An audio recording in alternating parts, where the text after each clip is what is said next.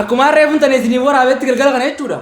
ammaan tana tumicha eegalan jechuudha doolleedha namni ma tumicha eegale kun hawaasa jechuudha nama keenya kakaratti eegaran akka buuticha faqaa jiran jechuudha nama dhibbaa nama tokko dhoo jira naa wajjin laalaa fi sotan ayyee taa ennaan diddanii miti naa wajjin laalaa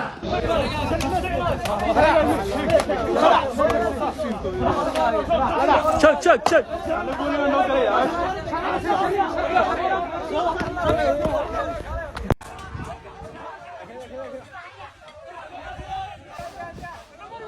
wallahi dhugaa dubbachuuf hedduu takka waan garaa nama nyaataati akkanumatti kunoo isiniif yoo raafuu hin dadhabu sheer godhuu hin dadhabina biyyi namaa saree nama gooti saree qoy kan hin jiru nuti illaa yoomii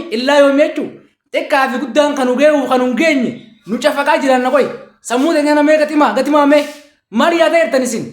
yeroo gararratti yaa'ina har'a dhaabbadan taa'u dittan jechuu fira yoon raafanis jannataan raafuutti hin jiranii jechuudha biyya baraa keessan raafuutti jiran ni galla gitaa yoo gallees biyya keenya yoo tokko asin warra miidhame